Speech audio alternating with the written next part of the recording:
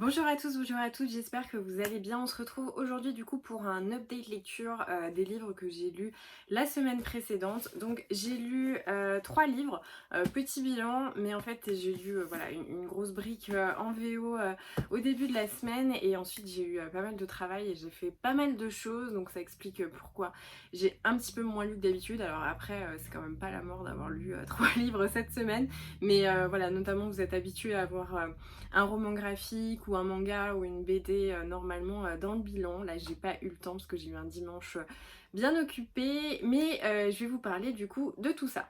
Avec cette luminosité, j'ai un peu l'impression d'être un vampire qui est en train de fondre au soleil avec la lumière du jour. On sent que ma peau est incandescente un petit peu. Alors le premier livre que j'ai lu, c'était Save the Date de Morgan Matson aux éditions Simon & Schuster.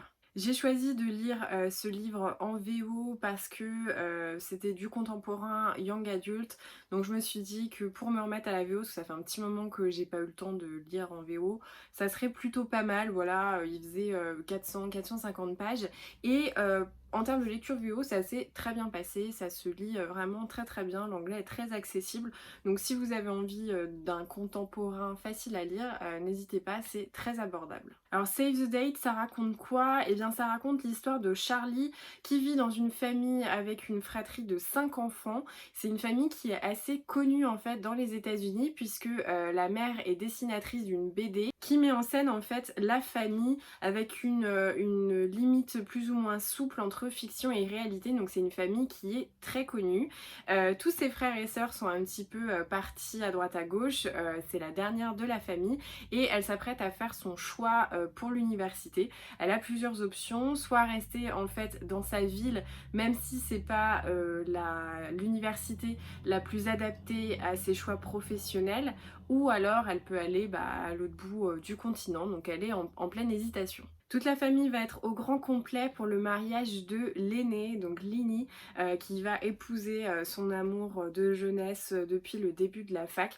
Donc toute la famille rentre dans la petite maison pour cette journée qui s'annonce forcément, ce week-end qui s'annonce hyper occupé, avec des gens de partout, etc. Donc tout le monde arrive, enfin bref, on sent que ça va être un petit peu le bordel. Je pense sincèrement qu'il n'y a rien d'autre à dire de plus de ce livre. En fait, c'est une comédie qui va se passer presque en huis clos dans la maison pour l'organisation du mariage de la grande sœur de Charlie. Et en fait, de cet événement va découler d'autres petites intrigues. Donc on a toutes les histoires de famille qui vont ressurgir puisque forcément il y a plein de gens en fait qui reviennent. Il y a notamment un de ses frères qu'elle n'a pas vu depuis plus d'un an à cause d'une grosse dispute entre son frère et ses parents, notamment à cause de la BD. C'est en plus de ça la dernière parution de la BD dans le journal et les parents de Charlie ont décidé de mettre en vente la maison qui d'ailleurs a été achetée. Donc il y a beaucoup de bouleversements en fait à côté de ça. Elle a également commencé à fricoter avec le meilleur ami du frère à qui elle ne parle plus, qui était son crush d'enfance depuis qu'elle a 6 ans. Et du coup, et bah forcément, il y a beaucoup de choses qui vont se mélanger quoi. J'ai vraiment trouvé que ce roman était très très drôle, très agréable à lire. J'ai trouvé que c'était frais, c'était pétillant, il y avait plein de choses qui se passaient, mais en même temps, ça cherchait pas non plus le gag, alors un petit peu parfois, mais c'était vraiment fait avec une bonne intention et ça passait très très bien. Il y a ces espèces de comiques de répétition avec l'alarme qui se déclenche en plein milieu de la journée, mais 3 fois de suite, donc on se dit mais merde, qu'est-ce qui va se passer le jour du mariage. Et puis il y a Charlie qui a une personnalité, bah voilà, elle a son petit caractère, donc c'est aussi rigolo. Elle est super gênée par rapport à ce qui s'est passé avec le meilleur ami de son frère.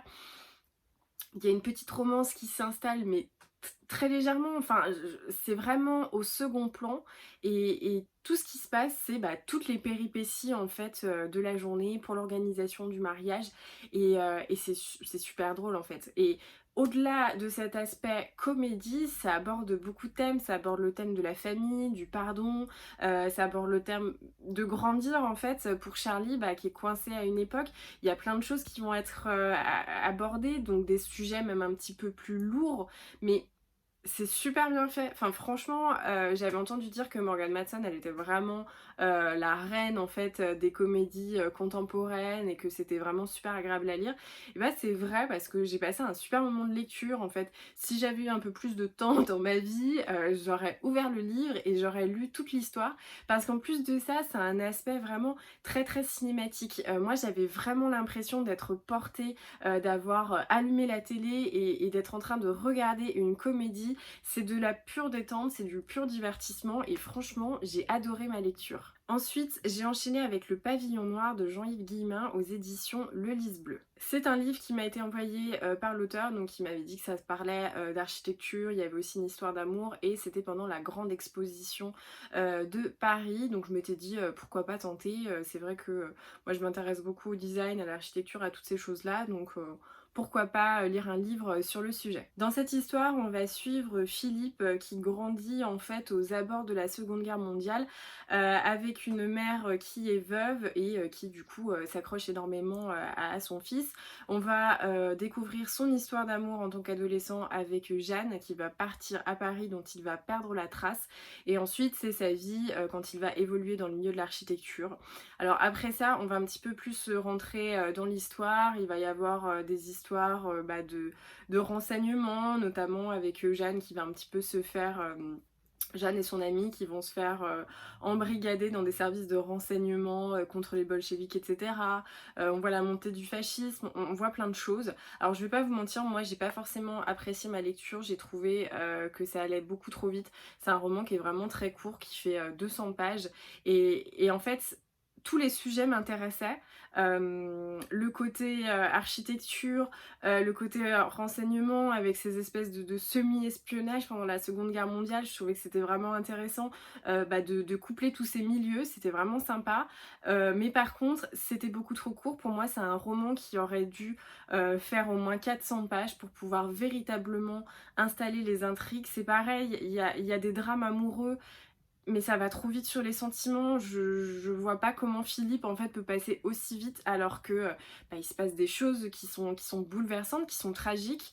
Voilà, en fait j'ai trouvé qu'il y avait tout ce qu'il fallait pour être un bon roman parce que l'intrigue est sympa, parce que l'environnement est cool, parce que on parle de plusieurs domaines qui sont pas forcément exploré dans la littérature, donc il y a vraiment beaucoup de potentiel, mais pour moi il est trop court et on survole tout, donc voilà, c'est dommage. Il y a des bonnes choses, mais pour moi honnêtement ça l'a pas fait. Enfin, j'ai lu Tel un étang profond de Véronique Timmermans aux éditions Plaisir de lire. C'est une édition suisse et en fait j'étais tombée sur ce titre sur un compte Instagram et je sais pas, ça m'avait hyper intriguée, donc je l'ai lu et c'est une merveille. Alors comme quoi, il faut toujours chercher, gratter un peu les synopsis, essayer de découvrir des maisons d'édition qui ne sont pas très connues parce que ce livre est absolument sublime. Dans ce roman, on va suivre Élise qui vivait une histoire d'amour magnifique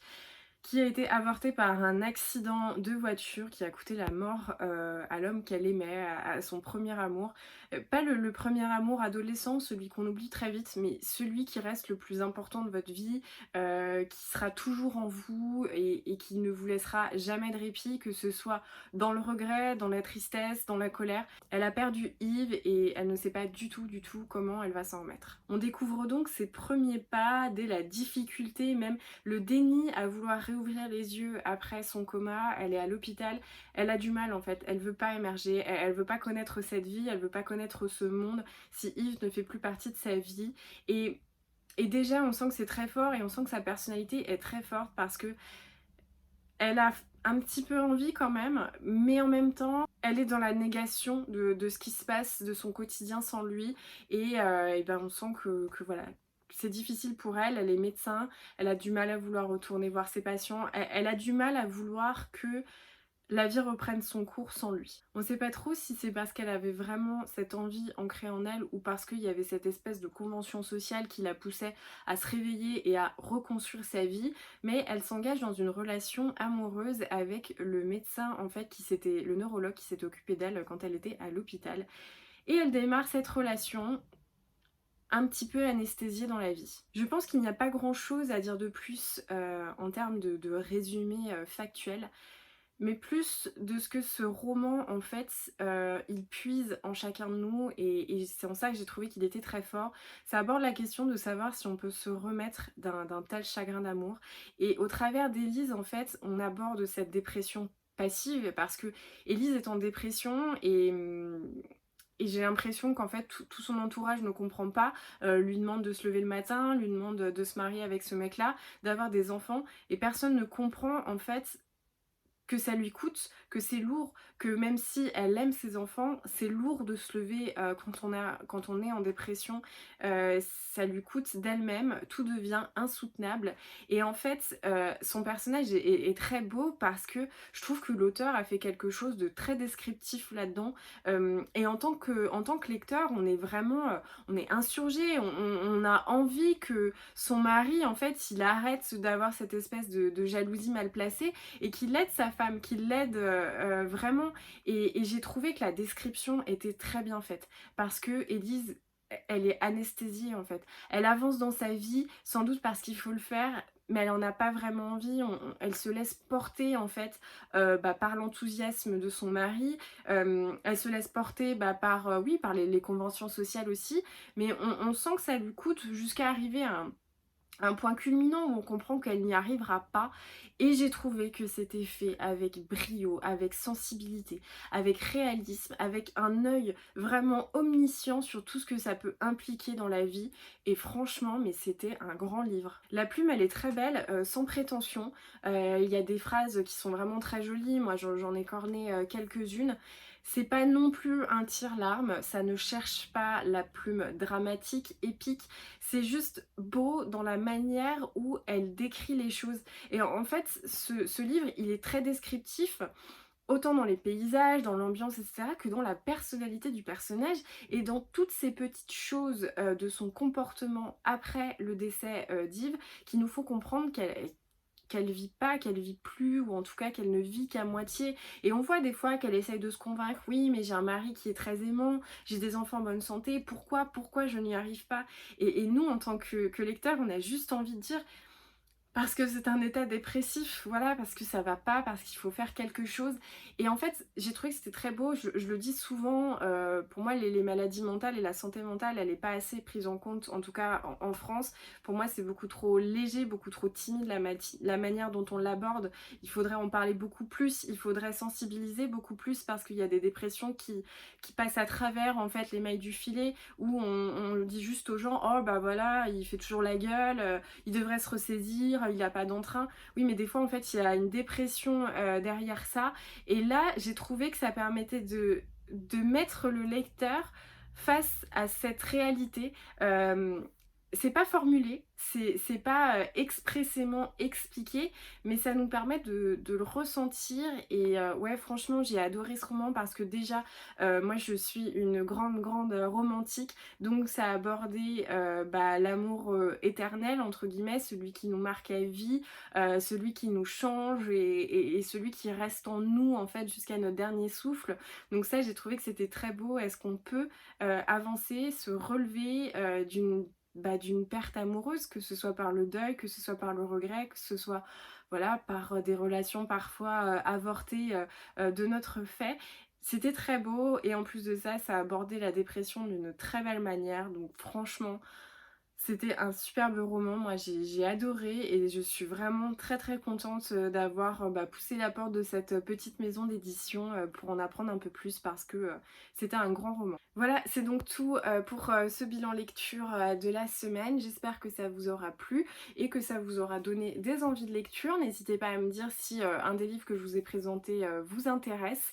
N'hésitez pas à me laisser un petit pouce, un commentaire et à vous abonner pour suivre les prochaines vidéos. En attendant, je vous souhaite de très bonnes lectures et je vous dis à très vite.